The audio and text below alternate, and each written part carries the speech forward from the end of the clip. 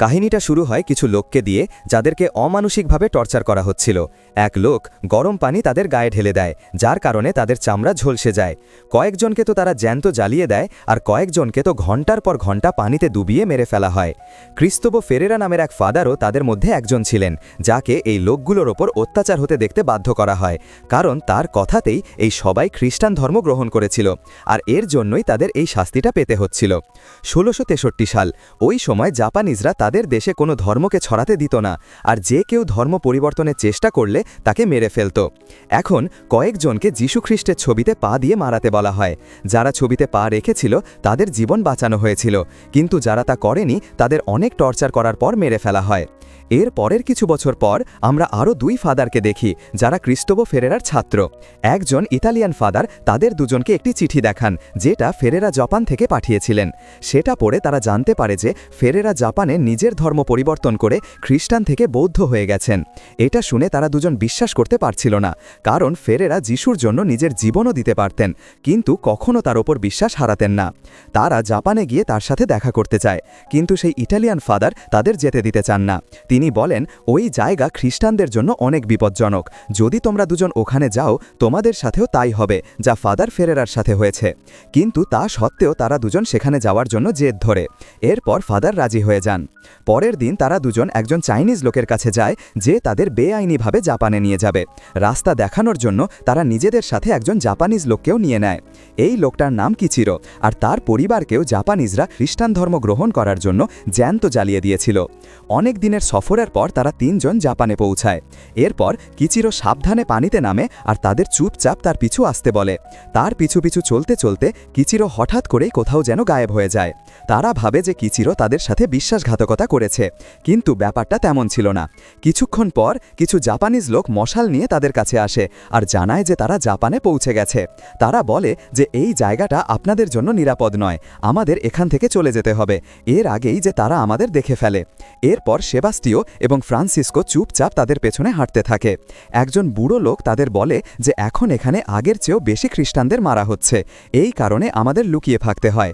তাদের মনে হয় যে যিশু তাদের প্রার্থনা শুনেছেন, তাই তিনি এই ফাদারদের তাদের সাহায্য করার জন্য পাঠিয়েছেন। তাদের মধ্যে একজন, যার নাম সেবাস্টিও, সে দেখে যে এই লোকগুলো অনেক ভয়ে আছে। সে জিজ্ঞেস করে, এত বড় বিপদের মধ্যে আপনারা এখনও কিভাবে যিশুকে নিজের ভেতরে বাঁচিয়ে রেখেছেন? গ্রামের লোকেরা জানায় যে তারা লুকিয়ে লুকিয়ে প্রার্থনা করে, আর তাদের আসার আগেই যিশু সম্পর্কিত সব কিছু কোথাও লুকিয়ে ফেলে, যেমন তারা একটি ছবি মাদুরের নিচে লুকিয়ে রেখেছিল। সেবাস্টিও জানতে পারে যে এখানে খ্রিস্টানদের খবর দিলে 100টার উপর কয়েন দেওয়া হয়, আর কোনো ফাদারের খবর দিলে 300টার উপর কয়েন দেওয়া হয়। সেবাস্টিও বলে, আমাদের অন্য গ্রামেও যেতে হবে, তাদেরও জানা উচিত যে আমরা এখানে আছি। সে তাদের কাছে ফাদার ফেরেরার ব্যাপারেও জিজ্ঞেস করে, কিন্তু গ্রামের কেউ তার সম্পর্কে জানত না। পরের দিন গ্রামের লোকেরা তাদের দুজনকে একটি কুঁয়ে ঘরে নিয়ে যায়, যেখানে একটা গোপন চেম্বার ছিল। তারা সেবাস্টিও আর ফ্রান্সিসকোকে বলে যে যখন আমরা দরজায় 2বার টোকা দেব তখনই দরজা খুলবেন, এর বাইরে বাইরে যাই হোক না কেন আপনারা বাইরে আসবেন না। এখন সেবাস্টিও এবং ফ্রান্সিসকো অনেক দিন পর্যন্ত ভেতরেই লুকিয়ে থাকে। আস্তে আস্তে ফ্রান্সিসকোর ধৈর্য ভাঙতে থাকে। সে রেগে গিয়ে বলে, এই লোকগুলো কত ভয় পেয়েছে, ভয় ওদের ভেতর থেকে শেষ করে দিয়েছে, আর আমরা এটাও জানি না যে ফেরেরা বেঁচে আছে কিনা, এখানে তো কেউ তার নামও শোনেনি। কিন্তু সেবাস্টিও তাকে বোঝায় যে এই লোকগুলোর আমাদের ছাড়া আর কেউ নেই, যদি আমরা এদের পাশে না দাঁড়াই তাহলে এরা যিশুর ওপর থেকে নিজেদের বিশ্বাস হারিয়ে ফেলবে। সে কিচিরোকে নাগাসাকিতে পাঠিয়ে তার সম্পর্কে খবর আনতে বলে, কিন্তু ফ্রান্সিসকো তাকে বলে, আমরা ওই মাতালকে বিশ্বাস করতে পারি না, ও তো আমাদের এখানে আনার পর আর একবারও দেখা দেয়নি। এইভাবে লুকিয়ে থাকতে থাকতে তাদের অনেক দিন কেটে যায়। এরপর একদিন ফ্রান্সিসকো বিরক্ত হয়ে বাইরে বেরিয়ে যায়, আর তারা দুজন খোলা আকাশের নিচে শুয়ে পড়ে। গেম খেলতে খেলতেই যদি মোবাইলে টাকা ঢুকে যায় তাহলে কেমন হয়? মোস্ট প্লে দিচ্ছে সেই সুযোগ। শুধু অ্যাপ ডাউনলোড করলেই পাবেন 200 টাকা বোনাস, আর লগ ইনে 122 ফ্রি স্পিন। প্রতিটি ডিপোজিটে আছে 4.5% বোনাস প্লাস 114 ফ্রি স্পিন। বন্ধু রেফার করলে জিতে নিন সর্বোচ্চ 1200 টাকা বোনাস। সিপিএলে মোস্ট প্লে নিয়ে এসেছে 60 মিলিয়ন টাকার পুরস্কার। Samsung 75 TV, Galaxy Z Fold 7, S10 plus tablet, fridge, smart ঘড়ি আর নগদ ক্যাশ প্রাইজ আপনার জন্য অপেক্ষায়। অ্যাভিয়েটর খেলুন, আকাশে উঠুন, আর পান 50,000 টাকা পর্যন্ত ক্যাশব্যাক। সুপরিচিত এবং নিরাপদ লেনদেন মাধ্যম বাংলাদেশে বিকাশ, নগদ, রকেট, উপায় ট্রান্সফার সুবিধা। এখনই নিচের পিন করা কমেন্ট থেকে মোস্ট প্লে অ্যাপে রেজিস্ট্রেশন করুন আর শুরু করুন উপার্জনের যাত্রা। যখন তারা রোদ পোহাচ্ছিল তখনই ফ্রান্সিসকোর চোখ কিছু লোকের ওপর পড়ে যারা তাদের দেখে ফেলেছিল। এরপর তারা দৌড়ে সাথে সাথে ভেতরে গিয়ে লুকিয়ে পড়ে আর ভয়ে পুরো দিন বাইরে আসে না। সন্ধ্যায় তারা বাইরে থেকে কিছু লোকের আওয়াজ শুনতে পায় যারা তাদের বাইরে আসতে বলছিল, কিন্তু ওই লোকগুলো তখনও পর্যন্ত দরজায় টোকা দিয়ে সংকেত দেয়নি, যার কারণে ওই দুই ফাদার বাইরে আসে না। এখন সেবাস্তিওর মনে হলো যে হতে পারে তারা অন্য গ্রাম থেকে এসেছে। এই কারণে ফ্রান্সিসকো অনেক বোঝানো সত্ত্বেও সে বাইরে বেরিয়ে যায় আর তাদের ফিরে যেতে বারণ করে। তারা দেখে যে তাদের সত্যিই সাহায্যের প্রয়োজন ছিল। সেবাস্তিও তাদের ছিলে যাওয়া পায়ে মলম লাগিয়ে দেয় আর তাদের মঙ্গলের জন্য ঈশ্বরের কাছে প্রার্থনা করে। তারা জানায় যে কিচিরোর কাছ থেকে তারা তাদের ব্যাপারে জানতে পেরেছে। কিচিরো তাদের মতোই খ্রিস্টান। সেবাস্তিও আর ফ্রান্সিসকো ভাবত যে কিচিরো খ্রিস্টান নয়, কিন্তু তারা তাদের বলে যে এমনটা নয়। 8 বছর আগে কিচিরো খ্রিস্টান ছিল। তার পুরো পরিবারকে এখানকার লোকরা ধরে ফেলেছিল আর সবার সামনে যিশুকে অপমান করতে বলা হয়েছিল। প্রথমে কিচিরো যিশুর ছবিতে পা রেখে নিজের জীবন বাঁচিয়েছিল, কিন্তু তার স্ত্রী সহ তার পুরো পরিবার তা করেনি, যার কারণে তাদের কিচিরোর চোখের সামনে জ্যান্ত জ্বালিয়ে দেওয়া হয়েছিল। এই সব কিছু জানার পর ফাদারদের কিচিরোর জন্য খুব খারাপ লাগে। তারা পরের দিন প্রতিটি গ্রামে গিয়ে অন্য খ্রিস্টানদেরও সাহস জোগাতে চেয়েছিল, কিন্তু এখন যে গ্রামে তারা ছিল সেই গ্রামের মোড়ল মকিচি তাদের সেখানে যেতে মানা করে। সে বলে যে সেখানে আপনাদের জীবনের ঝুঁকি আছে, কিন্তু তা সত্ত্বেও সেবাস্তিও সেখানে যাওয়ার সিদ্ধান্ত নেয় আর ফ্রান্সিসকো সেখানেই থেকে যায় যাতে এই লোকগুলোকে সাহস দিতে পারে। পরের দিন সেবাস্তিও তাদের গ্রামে যায়, যেখানে তার সাথে কিচিরোরও দেখা হয়। সবাই তাকে ভালোভাবে স্বাগত জানায় আর সেবাস্তিও দেখে যে এখানের লোকেরা এত কঠিন সময়ও নিজেদের বিশ্বাস হারায়নি। সৌভাগ্যক্রমে তার সাথে সেখানে একজন বুড়ো লোকের দেখা হয় যে জানত ফেরেরা কোথায় পাওয়া যাবে। সে জানায় যে তারা ফেরাকে শেষবার নাগাসাকিতে দেখেছিল, যেখানে সব খ্রিস্টানদের নিয়ে যাওয়া হয়। সেবাস্তিও দেখে যে গ্রামের লোকদের নিজেদের বিশ্বাস ধরে রাখার জন্য তার কাছ থেকে ছোট ছোট জিনিস দরকার ছিল, যাতে তাদের সাহস থাকে। এরপর সে খড়কুটোর ছাল দিয়ে বানানো ক্রুশ আর তার জপমালার একটা পুঁতি গ্রামের লোকদের দেয়। এটা পেয়ে তাদের সবার খুশির আর সীমা ছিল না। সে কিচিরোকেও একটা পুঁতি দেওয়ার জন্য নিজের কাছে ডাকে, কিন্তু কিচিরো তার কাছে আসার বদলে ওখান থেকে পালিয়ে যায়, কারণ সে নিজেকে সবচেয়ে বড় পাপী মনে করত আর তার মনে হতো যে যিশু তাকে কোনো দিন ক্ষমা করবেন না। সেবাস্তিওর মনে হয় যে কিচিরোরই সবচেয়ে বেশি সাহায্যের প্রয়োজন, এই জন্য সে তার কাছে যায় আর তাকে নিজের পাপ স্বীকার করতে বলে। কিচিরো কনফেশন করার সময় কাঁদতে শুরু করে, যা থেকে বোঝা যায় যে এত বছর ধরে সে তার ভেতরে কত গভীর দুঃখ লুকিয়ে রেখেছিল। অন্যদিকে আমরা একজন বুড়ো লোককে দেখি যাকে কিছু জাপানিজ লোক ধরেছিল। এরাই ওই লোক যারা গ্রামে খ্রিস্টানদের নিশ্চিহ্ন করার কাজ করত। মকিচি বলে যে আমরা বুদ্ধের মন্দিরে প্রার্থনা করি আর প্রতি বছর ট্যাক্সও দিই, তাহলে আমাদের সাথে এমনটা কেন করা হচ্ছে? সেই লোকটা বলল, তোমরা সবাই ভালো লোক, কিন্তু আমার সমস্যা তাদের সাথে যারা এখনও লুকিয়ে লুকিয়ে অন্য ধর্ম পালন করে। আমরা খবর পেয়েছি যে তারা এখানেই আছে।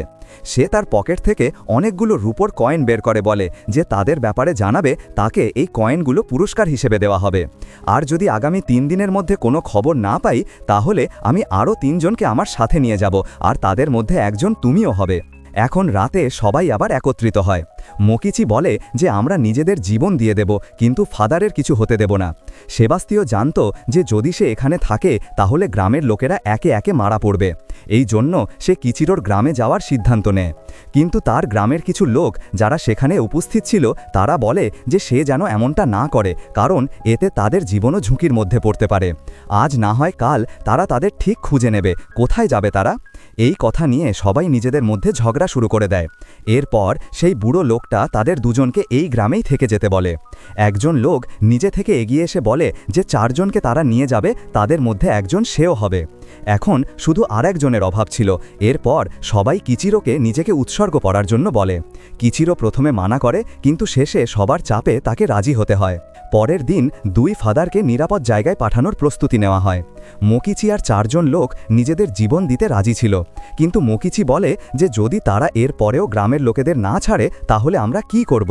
সেবাস্তিও বলে, তাহলে সেটাই করো যেটা ওরা তোমাদের করতে বলবে, ঈশ্বর তোমাদের ক্ষমা করে দেবেন। যদিও ফ্রান্সিসকো তাকে আটকায় আর মকিচিকে বোঝায় যে না মকিচি, তুমি তাদের সব কথা মানতে পারো না, এটা ঈশ্বরের চোখে ভুল হবে। কিছুক্ষণ পর সেই লোকগুলো গ্রামে ফিরে আসে। তারা তাদের সামনে যিশুর ছবি রাখে আর সেটার ওপর পা রাখতে বলে।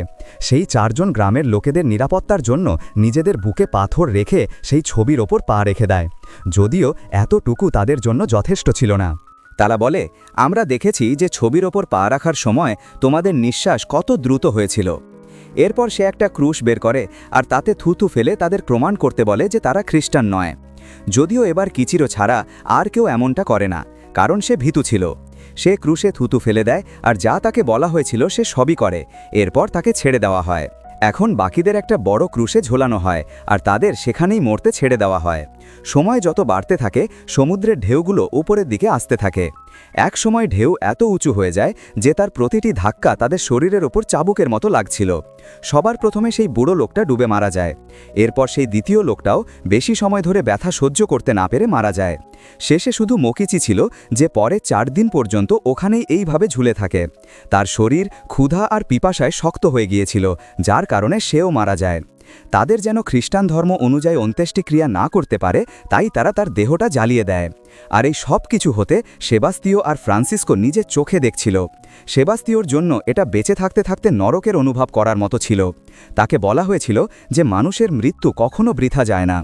যিশু মারা যাওয়া লোকদের প্রার্থনা অবশ্যই শোনেন, কিন্তু আজ সে নিজেকেই এটা জিজ্ঞেস করতে বাধ্য হয়েছিল যে যিশু কি মারা যাওয়া লোকদের চিৎকারও শুনতে পান কিনা। ফ্রান্সিসকো ভেতর থেকে একজন কাপুরুষের মতো অনুভব করছিল। সে সেবাস্তিওকে ফিরে যেতে বলে, নয়তো এইভাবে গ্রামের লোকেদের জীবন যেতে থাকবে। কিন্তু সেবাস্তিও ফাদার ফেরারাকে খুঁজে পাওয়ার পরই এখান থেকে ফিরে যাওয়ার কথা ভাবে। এরপর তারা দুজন আলাদা হয়ে যায়। এরপর সেবাস্তিও একা কিচিরোর গ্রামে যায়। সেখানে পৌঁছে সে দেখে যে ওই লোকেরা এই গ্রামটাকে জ্বালিয়ে দিয়েছে আর এখন এখানে কেউ থাকে না। সে সবাইকে অনেক খোঁজার চেষ্টা করে, কিন্তু কাউকে পায়নি। শেষে ক্লান্ত হয়ে সেবাস্তিও সেখানেই ঘুমিয়ে পড়ে। পরের দিন সকালে যখন তার ঘুম ভাঙে, তখন সে তার সামনে আগুন জ্বলতে দেখে। হাঁটতে হাঁটতে সে মাথা ঘুরে পড়ে যায়। এরপর কিচিরো তাকে তোলে আর নিজের সাথে গ্রাম থেকে দূরে একটা নিরাপদ জায়গায় নিয়ে যায়। সে সেবাস্তিওকে কিছু খেতে দেয়, কিন্তু সেবাস্তিও ওই বিশ্বাসঘাতকের হাত থেকে এক লোকমাও খেতে চায় না, কারণ সে ঈশ্বরের অপমান করেছিল। কিচিরো কাকে ওখান থেকে চলে যেতে বলে, কারণ এখানে তার জীবনের ঝুঁকি ছিল। যদিও সেবাস্তিও তার কথা শোনে না আর নিজের সফরে এগিয়ে যেতে থাকে। জলদি পিপাসার কারণে তার মাথা ঘুরতে থাকে। কিচিরো তার জন্য পানি আনতে যায়, কিন্তু যেই সে পানি নিয়ে ফিরে আসে সে পুরো পানি নিচে ফেলে দেয়। কাছেই একটা নদী ছিল। সে সেবাস্তিওকে সেই নদীর কাছে নিয়ে যায়, যেখানে সেবাস্তিও অনেক পানি পান করে। যখন সে পানিতে নিজের মুখ দেখে, তখন নিজের অবস্থা দেখে সে পাগলের মতো হাসতে শুরু করে। জলদি আমরা জানতে পারি যে কিচিরো আবার সেবাস্তিওর সাথে বিশ্বাসঘাতকতা করেছে, কারণ জাপানিজরা তাকে 4 দিক থেকে ঘিরে ফেলে। তাকে নিয়ে যাওয়ার সময় ওই লোকগুলো কিচিরোকে রূপোর কয়েন দেয়, কিন্তু এখনও সে এমন নাটক করে যেন সে কিছুই জানে না। এখন সেবাস্তিওকে ধরা পড়া লোকদের মাঝে বসানো হয়। তাদের মুখের দিকে তাকিয়ে সেবাস্তিও রাগের সাথে জিজ্ঞেস করে, তোমরা এত শান্ত কিভাবে? কিন্তু তারা তার প্রশ্নের কোনো উত্তর দেয় না, কারণ তারা ভাবত যে যদি তারা ঈশ্বরের জন্য বলিদান দেয় তাহলে তারা স্বর্গ পাবে। জলদি সেখানে ইনোকিও আসে, যে তাদের নেতা ছিল। সে সেবাস্তিওকে ছাড়া সবাইকে ওখান থেকে নিয়ে যেতে বলে। সে বলে যে আমরা তোমাকে ঘৃণা করি না, শুধু এটা জেনে রাখো যে জাপানে তোমার যিশুর জন্য কোনো জায়গা নেই। আমরা তোমাকে ছেড়ে দেব, শুধু তুমি মেনে নাও যে ঈশ্বর বলে কিছু হয় না। সেবাস্তিও নিজের জীবন দিতে পারত, কিন্তু কখনো এমনটা করত না। এই কথাটা ইনোকিও ভালোভাবে জানত। এই জন্য সে বলে, আমরা আমাদের আগের ভুলগুলো থেকে অনেক কিছু শিখেছি। তোমাদের মারলে তোমাদের বিশ্বাস আরও মজবুত হয়ে যায়। যা হোক, যদি তুমি একজন ভালো ফাদার হও, তাহলে তোমার এই অসহায় মানুষদের ওপর দয়া করা উচিত। তোমার অহংকারের কারণে এদেরকে কত দুঃখ সহ্য করতে হচ্ছে। সেবাস্তিওকে একটা খাঁচায় ভরে দেওয়া হয়, যেখানে একজন লোক তার সাথে দেখা করতে আসে। এই লোকটার নাম আসানো, আর এ সেবাস্তিওর জন্য দোভাষীর কাজ করত। সে সেবাস্তিওকে বলে যে তুমি নিজের ধর্ম ত্যাগ করে দাও, নয়তো এরা তোমাকে উল্টো করে ঝুলিয়ে তোমার শরীর থেকে প্রতিটা রক্তবিন্দু নিংড়ে নেবে। কথায় কথায় সে ফেরেরার কথা বলে, যাকে এইভাবেই টর্চার করা হয়েছিল, কিন্তু তিনি নিজের ধর্ম ত্যাগ করে দিয়েছেন আর এখন এখানে তার নিজের একটা পরিবারও আছে। এরপর সেবাস্তিওকে বেঁধে পুরো গ্রাম ঘোরানো হয়, যেখানে লোকগুলো তার ওপর পাথর ছোড়ে আর তাকে গালিগালাজ করে। এরপর তাদের সবাইকে ইনোকিওর কাছে আনা হয়। ইনোকিও তার এখানে পর্যন্ত আসার সাহসে খুব প্রভাবিত হয়েছিল আর চাইছিল না যে এখন তাকে আরও কষ্ট সহ্য করতে হোক।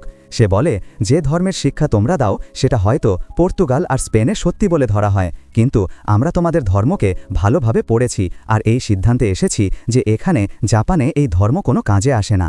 যেমন একটা গাছ হয় যেটা একটি দেশের মাটিতে জন্মায়, সেখানেই বেড়ে ওঠে, কিন্তু যদি তাকে অন্য কোনো দেশের মাটিতে লাগানো হয় তাহলে সেটা শুকিয়ে যায়। ঠিক সেইভাবেই তোমার ধর্ম এখানে জাপানে বাঁচতে পারবে না। যদিও সেবাস্তিও তাদের সাথে একমত ছিল না। সে বলে, এখানে আগে 3 লাখের বেশি খ্রিস্টান ছিল, কিন্তু তোমরা তাদের মেরেছ, তাদের টর্চার করেছ আর জোর করে ধর্মান্তর করেছ। এখন ইনোকিও তার সাথে আর তর্ক করতে চায় না। এরপর তারা তাকে আবার খাঁচায় ভরে দেয়। এখন একদিন কিচিরো তার সাথে দেখা করতে আসে। সে বলে যে সে টাকার জন্য তাদের সাথে বিশ্বাসঘাতকতা করেনি, কিন্তু গার্ডরা তাকে মারে আর তাকেও বন্ধ করে দেয়। ভেতরে সবাই বন্দি ফাদারকে বোঝায় যে এই লোকটাকে বিশ্বাস করবেন না, এ আমাদের গুপ্তচর বৃত্তি করতে এসেছে। কিন্তু এত কিছুর পরেও সেবাস্তিও কিচিরোকে ক্ষমা করে দেয়। পরের দিন কিছু খ্রিস্টানকে বাইরে বের করা হয় আর তাদের যিশুর ছবির ওপর পা রাখতে বলা হয়। সবাই ভয়ে ছিল, কিন্তু তাও কেউ যিশুর অপমান করেনি। এরপর গার্ডরা একজন লোকের মাথা কেটে ফেলে আর তাকে সেখানেই কবর দেওয়া হয়। এরপর তারা আরও একজন লোককে বাইরে বের করে, যাকে তারা অনেক সপ্তাহ ধরে টর্চার করছিল। এই লোকটা সাথে সাথে যিশুর ওপর পা রেখে দেয়। এরপর তাকে ছেড়ে দেওয়া হয়। সন্ধ্যায় সেবাস্তিওকে আরেকবার ইনোকিয়ের সামনে আনা হয়। ইনোকিও তাকে একজন লোকের গল্প বলে, যার 4 জন স্ত্রী ছিল। সে বলে যে এই 4 জনই খুব সুন্দরী ছিল, কিন্তু তাও নিজেদের মধ্যে অনেক ঝগড়া করত। আর একদিন সেই লোকটা বিরক্ত হয়ে সেই 4 জনকে নিজের প্রাসাদ থেকে বাইরে বের করে দেয়। এরপর তার জীবনে শান্তি আর সুখ ফিরে আসে।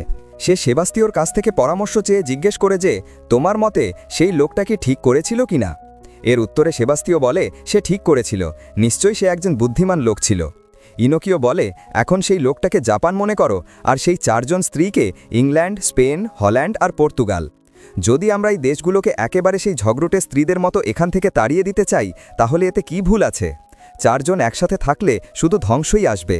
জাপানে বাইরে থেকে আসা লোকদের জন্য কোনো জায়গা নেই।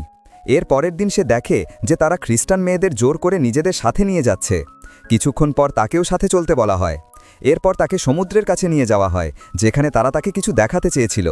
কিছুক্ষণ পর সেবাস্তিও ফ্রান্সিসকোকে দেখে, যাকে এই লোকগুলো ধরে ফেলেছিল। তারা সেই মেয়েদের হাত পা বেঁধে তাদের গভীর পানির দিকে নিয়ে যায়, আর ফ্রান্সিসকোকে বলা হয় যে যদি তুমি নিজের ধর্ম ত্যাগ করো তাহলে তাদের জীবন বেঁচে যাবে। যদিও ফ্রান্সিসকো এমনটা করে না, এরপর সেই লোকগুলো সেই মেয়েদের পানিতে ফেলে দেয়। ফ্রান্সিসকো তাদের জীবন বাঁচানোর জন্য তাদের কাছে যায়, কিন্তু তারা তাকেও পানিতে ডুবিয়ে মেরে ফেলে। সেবাস্তিওকে দূরে দাঁড় করিয়ে এই সব কিছু দেখতে বাধ্য করা হয়।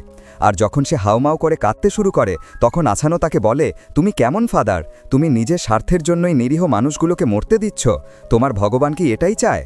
সেই রাতে সেবাস্তিও অনেক কাঁদে আর তার মানসিক অবস্থাও খারাপ হতে থাকে। এখন পরের দিন তাকে সেই লোকগুলো নিজেদের সাথে একটি বৌদ্ধ মন্দিরে নিয়ে যায়, যেখানে তারা তাকে একজন বিশেষ লোকের সাথে দেখা করাতে এনেছিল। আসানোর মুখে একটা হাসি ছিল, যেন সে এই দিনটার জন্য অধীর আগ্রহে অপেক্ষা করছিল। কিছুক্ষণ পর সেখানে ফেরেরা আসেন, যার রূপ, রং, চালচলন একেবারে বদলে গেছে। তাকে দেখে সেবাস্তিও নিজের চোখকে বিশ্বাস করতে পারছিল না, কারণ এখন সে একজন বৌদ্ধ সন্ন্যাসী হয়ে গেছিলেন। ফেরেরার মুখে একটা অদ্ভুত নীরবতা ছিল, যেন তিনি অনেক কষ্ট সহ্য করেছিলেন। তিনি সেবাস্তিও কোশ্নের এলোমেলো উত্তর দেন আর এমন দেখানোর চেষ্টা করেন যে তিনি এখানে খুব খুশি আছেন। আসানো ফেরেরাকে সেই বইটার ব্যাপারে বলতে বলে, যেটা নিয়ে তিনি এখন কাজ করছিলেন। এখানে সেবাস্তিও জানতে পারে যে এই লোকগুলো ফেরেরাকে দিয়ে খ্রিস্ট ধর্মের বিরুদ্ধে বই লেখাচ্ছিল, যাতে এই ধর্ম কখনোই দেশে বেড়ে উঠতে না পারে। ফেরেরা বলেন, আমি এখানে 15 বছরেরও বেশি সময় ধরে খ্রিস্ট ধর্মের প্রচার করেছি, আর এখন আমি বুঝে গেছি যে এখানে যিশুর কোনো প্রয়োজন নেই। ভালো হবে যে তুমি ওই কথাটা জলদি বুঝে যাও। আসানু বলে, কারো ধর্মে হস্তক্ষেপ করা উচিত নয়, এটাই বুদ্ধের পথ। তিনি কখনো নিজেকে তোমার যিশুর মতো মানুষের চেয়ে বড় মনে করেননি।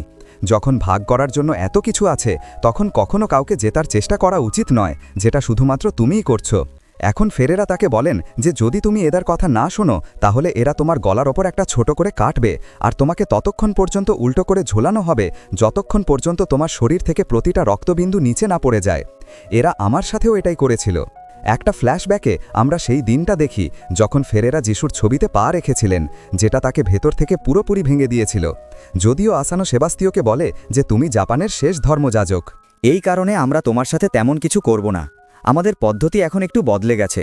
তার বদলে তারা এখানের খ্রিস্টানদের টর্চার করবে, আর এটা ততক্ষণ পর্যন্ত করা হবে যতক্ষণ পর্যন্ত সেবাস্তিও নিজের ধর্ম ত্যাগ না করে। পরের দিন সেবাস্তিওকে ইনোকিওর বাড়িতে নিয়ে যাওয়া হয়। রাস্তায় লোকগুলো তার ওপর পাথর ছোড়ে। আসানো বলে, দেখো, তুমি এই লোকগুলোর জন্য এসেছিলে, আর এরাই তোমাকে ঘৃণা করে। এখন রাতে সেবাস্তিও লোকেদের চিৎকার শুনতে পায়, যেটা তার কানে সুইয়ের মতো বিঁধছিল।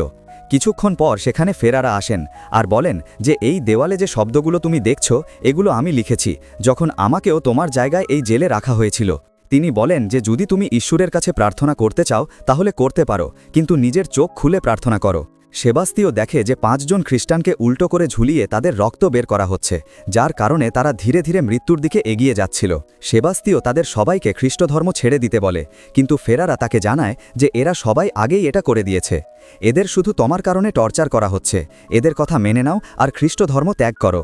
যদি যিশু তোমার জায়গায় থাকতেন তাহলে তিনিও এটাই করতেন। এমনটা বলে ফেরারা তার সামনে যিশুর ছবি রাখেন। এখন সবার চোখ তার দিকেই ছিল যে সে কি করবে।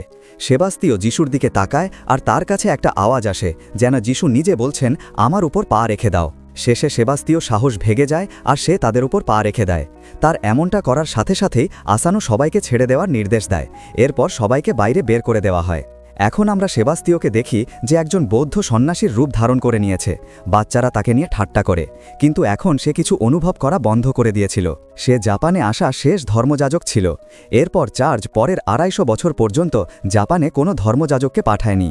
সেবাস্তিওর কাজ ছিল বাইরে থেকে আসা কোনো ধর্মীয়, বিশেষ করে খ্রিস্টধর্ম সম্পর্কিত জিনিসপত্র দেশে না আসতে দেওয়া। জাপানে শুধু ডাচ আর ইউরোপিয়ানদেরই ব্যবসা করার অনুমতি ছিল। আমরা এখানে একজন লোককে দেখি যে এই সব কিছু দেখছিল। জলদি ফেরারাও মারা যান। এরপর সেবাস্তিওকে সব দায়িত্ব সামলাতে হয়। একদিন ইনোকিও সেবাস্তিওকে নিজের কাছে ডাকে আর তাকে জানায় যে দূরে কোথাও একজন জাপানিজ লোক মারা গেছে।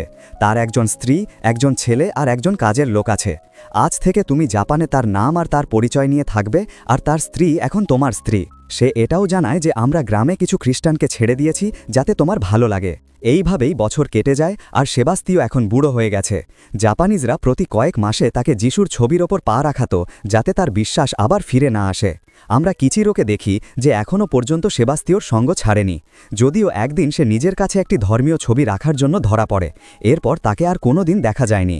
1662 সালে সেবাস্তিও মারা যান, আর বলা হয় যে তার মৃত্যুর সময় তার স্ত্রীর চোখ থেকে এক ফোঁটাও পানি পড়েনি। একজন লোক যে এক সময় সেবাস্তিও ছিল, সে শেষে সেই রূপে ঢলে গিয়েছিল যেমনটা তারা তাকে দেখতে চেয়েছিল। শেষে সেবাস্তিওর দেহ বৌদ্ধ রীতি অনুযায়ী ভালোভাবে অন্ত্যেষ্টিক্রিয়া করা হয়। আমরা তার হাতে একটি ক্রুশ দেখি, যেটা সে বহু বছর ধরে সদার থেকে লুকিয়ে রেখেছিল, যা তারই সাথে পুড়ে একটা রহস্য হয়ে যায়। এই সাথেই এই সত্যি কাহিনীটা এখানেই শেষ হয়ে যায়।